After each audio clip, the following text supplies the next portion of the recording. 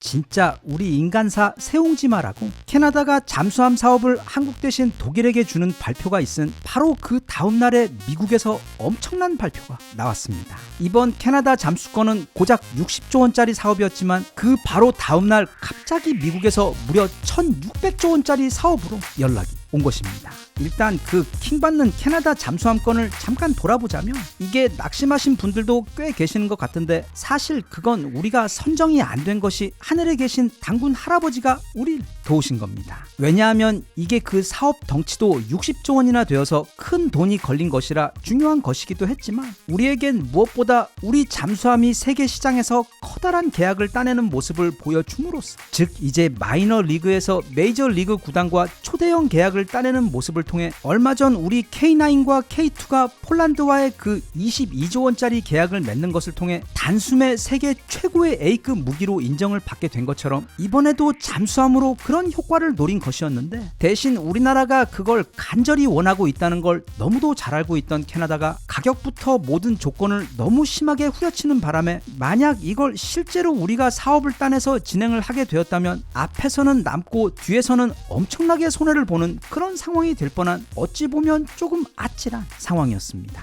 그래서 이번 캐나다 잠수함 사업권은 우리로서는 완전 대박 성공한 건입니다. 왜냐하면 어차피 우리가 원했던 것은 우리나라 잠수함의 성능 그리고 그 경쟁력이 세계 최고 수준이라는 걸 모두에게 증명하려던 것이었는데 이 지구 동네에서 잠수함을 최초로 전력화한 원조 잠수함 최강국인 독일 그 유보트의 DNA를 가지고 있는 독일과 막판까지 아무도 결과를 알 수 없을 정도로 막상막하의 싸움을 벌여 그러니까 말하자면 세계 잠수함 월드컵에 나가 독일과 결승까지 올라간 다음 서로 실력이 너무나도 비슷해서 서로 주거니 받거니 한 골씩 넣으며 결국 연장전까지 5대5로 간 다음 결국 승부차기에서 간발의 차이로 우승을 내어주는 엄청난 모습을 세계인들 앞에 보여주었기 때문에 우리는 이미 우리가 원하던 그 충분한 홍보 효과를 모두 얻었습니다. 하지만 결국 이겨버린 독일의 경우는 지금 너무나도 깝깝합니다. 왜냐하면 이게 분명 이기기는 이긴 것 같은데 절대로 이긴 것이 아니기 때문입니다.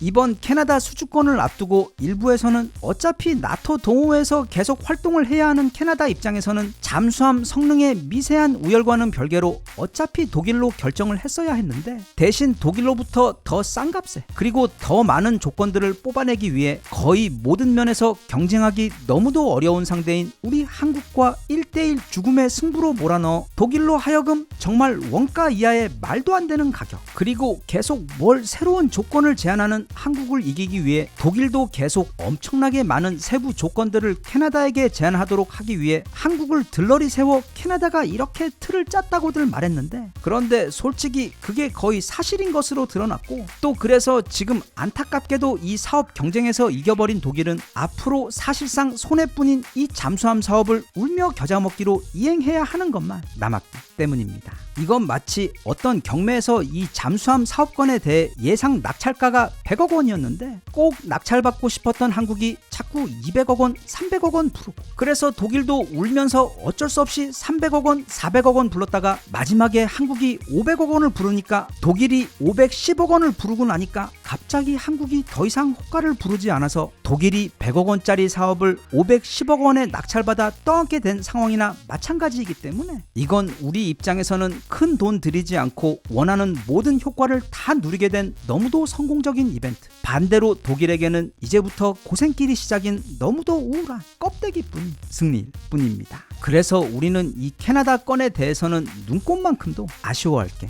없습니다. 정말로 아쉬운 것은 다름 아닌 캐나다입니다. 캐나다의 이번 결정은 나토 동호회 때문에 어쩔 수 없는 충분히 이해할 수 있는 합리적인 결정이기는 했지만 캐나다는 이번 결정으로 어찌 보면 우리 한국에게 큰 빚을 지게 되었습니다. 이제 전 세계 어떤 나라도 자국의 방산을 구축하는 과정에서 우리 한국을 비껴가지 못합니다. 지금 우리나라는 마치 시골 동네 한가운데 서 있는 막 20층짜리 거대한 다이소 무기 백화점 같은 곳입니다. 그래서 앞으로 그게 자주포나 전차 같은 지상 무기든 아니면 이번 잠수함 같은 해상 무기든 또는 지금 전 세계에서 가장 핫한 5세대 전투기인 KF-21이든 심지어 천궁 천무와 같은 미사일 무기든 간에 캐나다는 조만간 우리 한국 무기 백화점에 다시 들려야 하는데 우리나라는 실력이 있어 여유가 있고 또 쿨하기 때문에 오는 손님 막지 않고 또 가는 손님 두고 보자이기 때문에 그때는 캐나다와 우리 한국의 갑을 관계가 완전히 뒤바뀌어 있을 겁니다.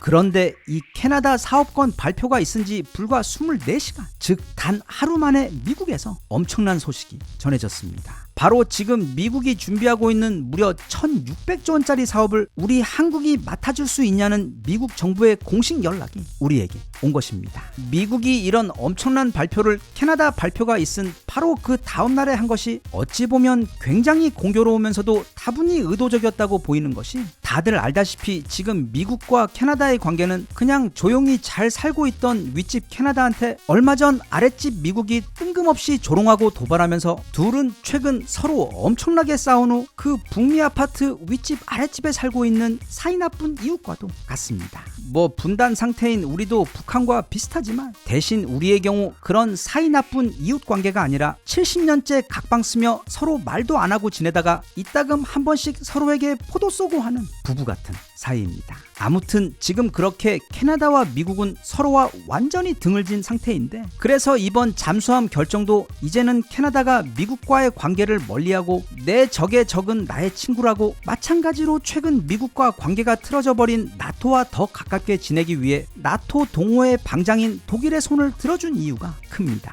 상황이 이렇게 돌아가자 미국도 가만히 있을 수가 없기 때문에 캐나다가 퇴짜를 놔버린 한국에게 그것도 그 민감한 잠수함권 발표가 있은지 바로 그 다음날 아침에 그럼 우리가 한국과 더 큰 사업을 진행하겠다며 폭탄 선언을 해버린 것과도 같습니다. 지금 캐나다 입장에서는 마음이 아주 복잡할 겁니다. 이거 분명히 독일하고 계약을 했어야 했던 것이라 어쩔 수 없는 선택이긴 했지만 독일과 한국을 너무 치열하게 경쟁을 시켜버리는 바람에 일단 떨어진 한국도 캐나다에 대해 서운한 마음을 가지고 있을 것이고 또 사업을 가져간 독일 또한 그 조건이 너무 가혹해서 지금 전혀 기분이 좋은 상태가 아닌 상황에서 갑자기 아랫집 미국이 자신들이 버린 한국에게 손을 내밀어 자기들이 제안했던 것보다 200배도 넘게 커다란 사업을 함께 하려는 조짐을 보이고 있어. 게다가 또 미국이 지금 한국에게 손 내민 그 1600조 원짜리 사업권은 언더독이자 후발주자였던 잠수함 사업권과는 완전히 다르게 지금 한국이 전 세계에서 압도적 1위를 하고 있는 분야이기 때문에 아마 한국이 그 사업을 성공적으로 치러낼 확률이 너무도 커서 이번 잠수함 수주권을 치르며 지금 모든 면에서 얻은 것은 많은 대신 큰 비용을 치르지 않게 되어 너무도 다행이고 좋은 우리나라의 상황과는 달리 캐나다는 지금 앞으로 있을 한국과의 다양한 경제 및 방산 관련 사업들이 어떻게 될지 너무 걱정이 많아 진짜 울며 겨자 먹기로 이 사업을 가져간 독일 이상으로 지금 속으로는 걱정이 정말 많지. 그 충격적인 발표를 한 다음 날인 지난 8일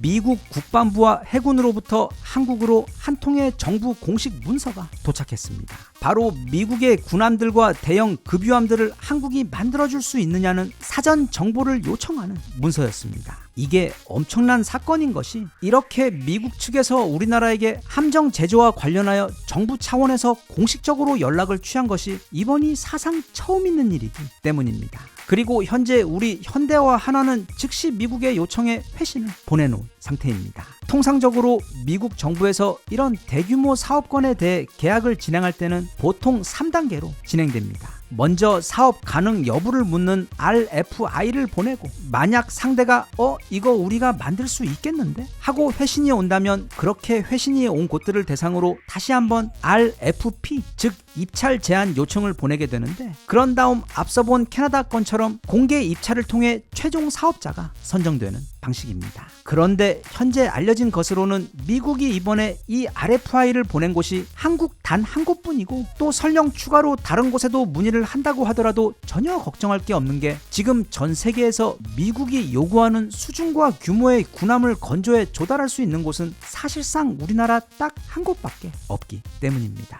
그래서 지난번 G7 미팅 때에도 트럼프는 우리나라 대통령을 만나서 올해 이야기를 나누며 가장 많이 대화를 한 주제 두 가지가 하나는 바로 북한에 대한 이야기이고 다른 하나는 지금 미국이 한국으로부터 큰 도움이 필요한데 우선 미국 군함 열척을 빠르게 건조해 줄 수 있느냐는 질문이었고 그 질문에 대해 우리 대통령은 당근 가능하며 최선을 다하겠다고 대답한 적이 있는데 그 대화가 있은 지 얼마 지나지도 않아 이렇게 미국 국방부와 해군에서 우리에게 공식적으로 사업 추진의 첫 단계로 연락이 온 것입니다. 지금 미국은 갈 길이 아주 급합니다. 빨리 한국을 잡아야만 합니다. 왜냐하면 작년 기준 미국에게는 약 300척의 군함이 있는데 중국은 이미 370척을 보유하고 있고 또 게다가 그걸 2030년까지 435척으로 늘린다는 계획이어서 그래서 급해진 미국은 2054년까지 총 381척으로 늘리기로 결정을 한 상황이며 그 신규 군함 건조 비용에 들어가는 돈이 총 1600조 원에 달합니다.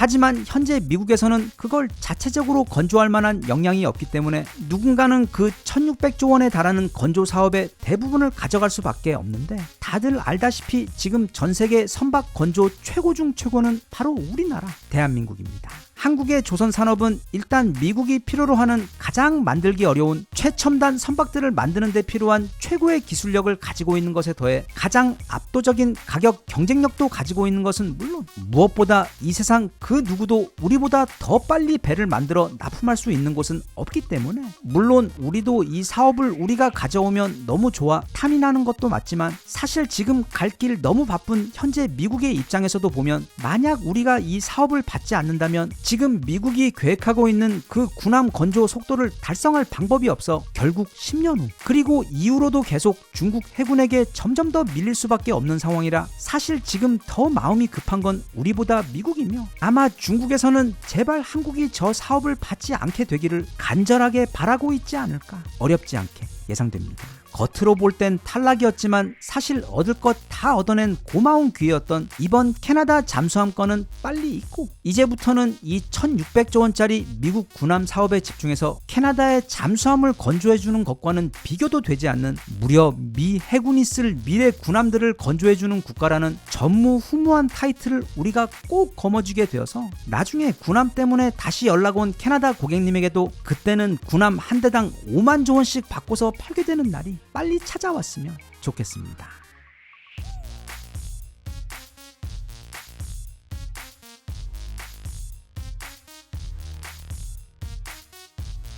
Even if you tried, you wouldn't understand it. Maybe something's missing inside of you. Just a bit of sugar.